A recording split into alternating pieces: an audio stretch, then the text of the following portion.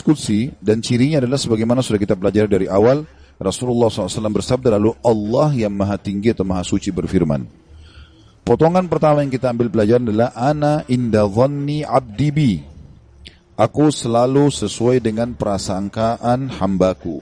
Ini kalimat penting sekali teman-teman sekalian. Selalu dengan prasangkaan hamba. Jika dia berprasangka baik kepadaku, maka dia mendapatkan kebaikan itu. Dan jika dia berprasangka buruk, maka dia akan mendapatkan keburukan. Maknanya, apapun yang sifatnya kita dapatkan teman-teman sekalian, sifatnya baik, maka misal kita dapat nikmat makanan, kita dapat nikmat kesehatan, apa saja, lalu kita sangka baik dengan Allah, oh ini berarti Allah sedang melimpahkan nikmatnya pada saya, alhamdulillah. Itu sudah umum orang bisa lakukan. Tapi kalau dia dapat musibah, dia sakit, kehilangan harta, ditipu orang, gitu kan? Dia di sini juga dibutuhkan untuk sangka baik dengan Allah. Kalau dia sangka baik di sini, dia akan dapatkan kebaikan. Misal dia mengatakan, mungkin Allah akan bersihkan dosa-dosaku. Mungkin Allah akan tinggikan derajatku. Maka dia dapat. Tapi kalau dia sangka buruk, maka ini akan bermasalah buat dia. Kita akan sebutkan teman-teman sekalian hadis qudsi yang lain. Kalau teman-teman bisa tulis, ditulis hadis qudsi ini ya. Karena ini hadis qudsi mulia sekali ya. Kalau saya subhanallah selalu merasa gembira sekali dengan mendengarkan hadis qudsi ini ya. Dan hampir setiap hari hadis ini selalu saya ulang-ulangi teman-teman sekalian. Saya ulangi, saya baca lagi, saya renung lagi, dan seperti sebuah hiburan yang tidak akan pernah ada habisnya. Karena ini hadis qudsi, hadis sahih di mana Allah Subhanahu wa taala menyampaikan kepada kita berita gembira tentang orang-orang yang mau berprasangka baik dengan Allah. Allah berfirman, wahai anak Adam, artinya kita semua manusia dipanggil. Jangan pernah engkau takut kepada siapapun yang mempunyai kekuasaan, selama kekuasaanku ada. Dan ketahuilah, kekuasaanku tidak akan pernah punah selamanya. Wahai anak Adam, jangan pernah engkau takut dengan kesempitan rezeki, karena perbendaharaanku penuh. Dan perbendaharaanku tidak akan pernah punah selamanya. Wahai anak Adam, ini potongan yang ketiga dari hadis. Kalau tertinggal langkahin dulu, nanti kita kembali. Jadi Allah Subhanahu wa taala tidak mau kita capek ya. Di sini dikatakan Allah berfirman, hai anak Adam, aku ciptakan kamu untuk beribadah. Maka jangan engkau main-main. Aku menciptakan engkau untuk beribadah, maka jangan kamu main-main. Tadi potongan pertama, kalau ada yang tertinggal silakan. Wahai anak Adam, jangan engkau takut pada siapapun yang mempunyai kekuasaan selama kekuasaanku ada, dan kekuasaanku tidak akan pernah punah selamanya. Kemudian potongan kedua, wahai anak Adam, jangan pernah engkau takut dengan kesempitan rezeki, sedangkan perbendaharaanku penuh, dan perbendaharaanku tidak akan pernah punah selamanya. Wahai anak Adam, aku ciptakan engkau untuk beribadah, maka janganlah engkau main-main, dan aku tentukan rezekimu, maka tidak perlu kamu capek. Tentu anggota tubuh kita bergerak, hati kita bertawakal ya. Aku ciptakan engkau untuk beribadah, jangan engkau main-main, dan aku tentukan rezekimu, maka tidak perlu engkau capek. Demi kemuliaanku dan keagunganku, jika engkau ridho terhadap pemberianku, maka aku akan tenangkan jiwa dan ragamu. Jika engkau ridho terhadap pemberianku, maka aku akan tenangkan jiwa dan ragamu.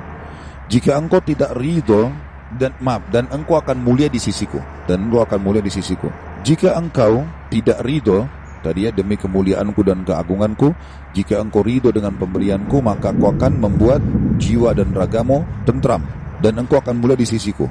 Tapi jika engkau tidak menerima pemberianku, maka aku akan membuatmu mengejar dunia. Nanti kita ulangi lagi ya. Dan jika engkau tidak menerima pemberianku, maka aku akan membuatmu mengejar dunia, seperti hewan buas yang sedang mengejar mangsanya di padang pasir. Kemudian tidak akan datang kepadamu kecuali yang sudah aku takdirkan. Jadi kalau kita ridho dengan apa yang Allah berikan, Allah akan buat jiwa kita dan raga kita tenang. Lalu kita mulia di sisi Allah. Tapi kalau kita tidak ridho terhadap apa yang Allah berikan, kenapa ya saya begini ekonomi saya, kenapa ya muka saya begini, kenapa ya badan saya begini, kita berkeluh kesah, maka Allah SWT mengatakan, aku akan membuatmu mengejar dunia seperti hewan buas yang sedang mengejar mangsanya di padang pasir. Kemudian tidak datang kepadamu kecuali yang sudah aku tentukan juga. Makanya capek sekali. Jadi orang beriman itu santai saja. Dia akan dapat semua apa yang Allah janjikan. Tidak perlu capek-capek. Nah, orang yang mengejar dunia berlebihan justru orang karena tidak bisa menerima takdirnya Allah atau tidak ridho dengan pembagiannya Allah. Wahai anak Adam, aku telah menciptakan langit dan bumi, dan aku tidak pernah sulit menciptakan keduanya. Maka apakah kau pikir aku akan sulit untuk mengurus rezekimu? Wahai anak Adam, jangan pernah engkau minta rezeki untuk esok hari, sebagaimana aku tidak pernah meminta kepadamu amal esok hari. Wahai anak Adam, sesungguhnya aku mencintaimu, maka atas hak itulah cintailah aku. Kita ulangi hadisnya. Allah menyebutkan dalam hadis qudsi, wahai anak Adam, jangan pernah engkau takut dengan siapapun yang berkuasa, raja, presiden, siapa saja, selama kekuasaanku ada, dan kekuasaanku tidak akan pernah punah selamanya. Wahai anak Adam, lanjutan yang potongan 2-nya, jangan pernah takut dengan sempitnya rezeki, sebab perbendaharaanku banyak, penuh, dan perbendaharaanku tidak akan pernah habis selamanya. Yang ketiga, wahai anak Adam, aku telah menciptakan engkau untuk beribadah, maka jangan bermain-main, dan aku juga sudah menentukan rezekimu, maka tidak perlu engkau capek. Ya, di sini anggota tubuh kita berusaha, hati kita bertawakal. Demi kemuliaanku dan keagunganku, jika engkau ridho terhadap pemberianku, ridho dengan paras wajahnya, tubuhnya, pasangan hidupnya, anaknya, maka aku akan tenangkan jiwa dan ragamu, dan engkau akan mulia di sisiku.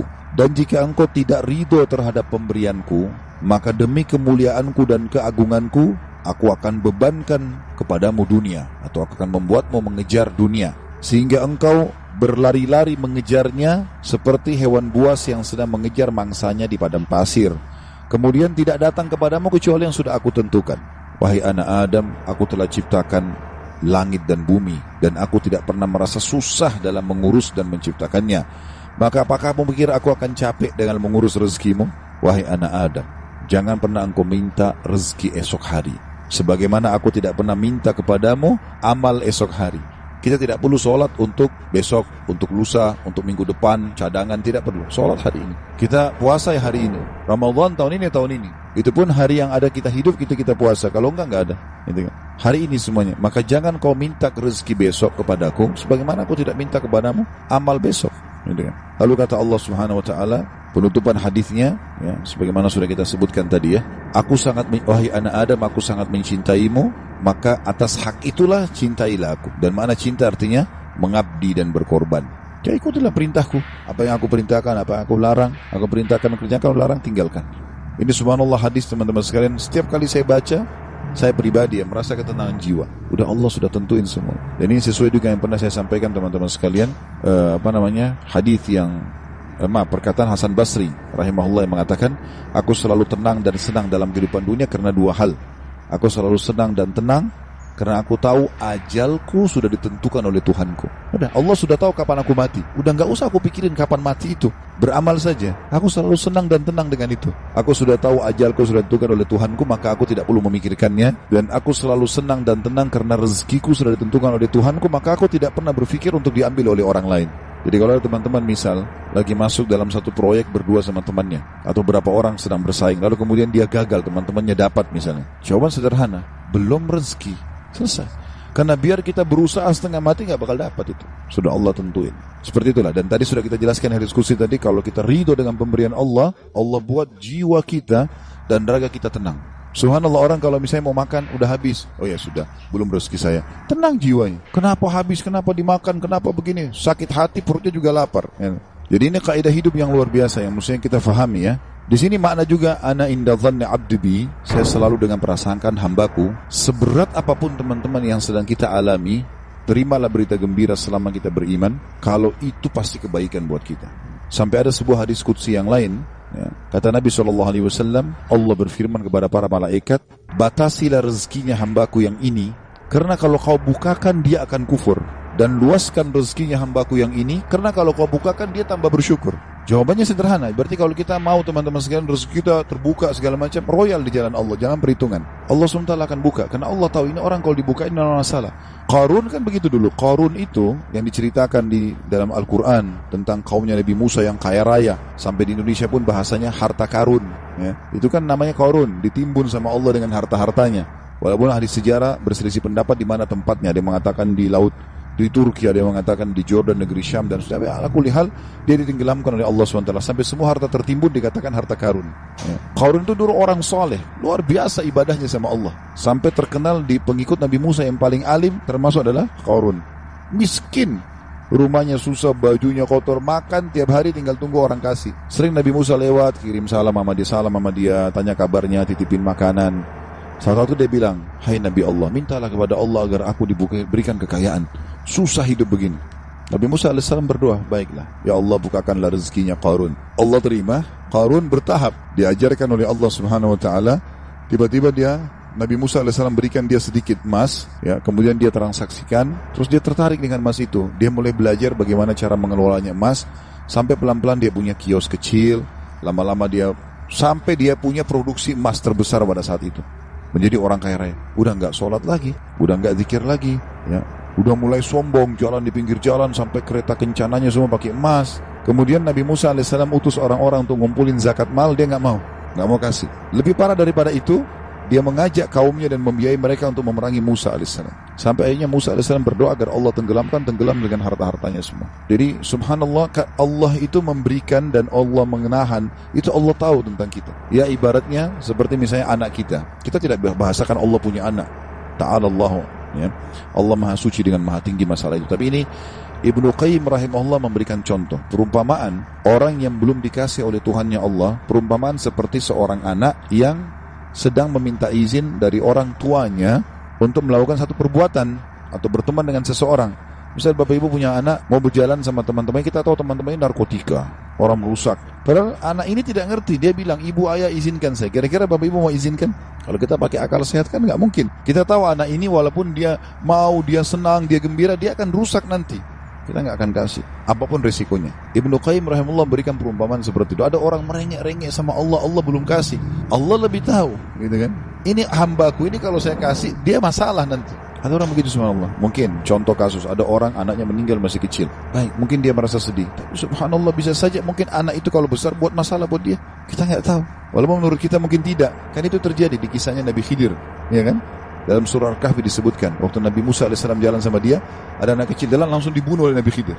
Nabi Musa bilang, kenapa kau bunuh anak kecil? Gak ada dosanya nih. Kata Nabi Khidir, kan saya sudah bilang, syaratnya kau belajar sama saya, jangan tanya sampai saya jelasin. Tapi yang jelas, Nabi Musa bertanya waktu itu, ringkas cerita, nanti akhirnya Nabi Khidir ceritain. Gitu kan?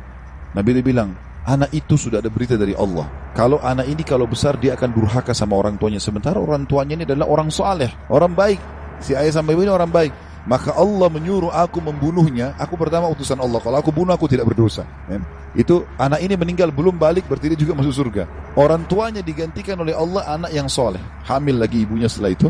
Kemudian melahirkan anak yang soleh. Kita tidak tahu rahasia Allah. Maka berprasangka dengan Allah baik ini penting. Apapun sifatnya teman-teman. Apapun sifatnya. Saya ketemu dengan seorang pengusaha di Surabaya, habis tabligh akbar itu hari.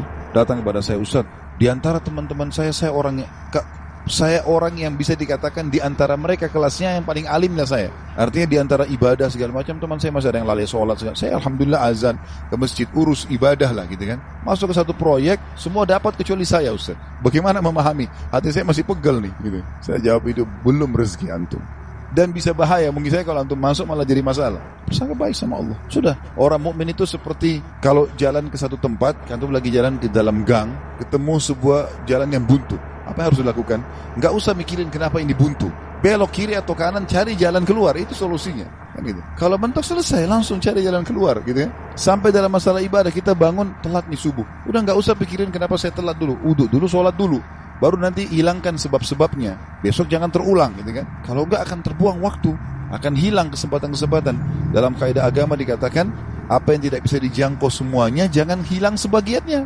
Kalau kita nggak sempat sholat sunnahnya, minimal wajibnya jangan sampai kehilangan. Kita masuk ke masjid, banyak orang begitu. Kadang-kadang dia masuk masjid, sholat duhur misalnya, kayak kita sebentar mau duhur ya. Dia sholat misalnya, dia masuk masjid, dia lihat imam ini sudah bangun dari ruku, sami Allah liman hamidah. Nunggu kenapa dia mau tahu ini rakaat terakhir atau bukan? Kalau rakaat terakhir sudah ditunggu aja sampai salam, baru dia sholat sendiri. Keliru ini akhi. Tetap lebih utama sholat pertama.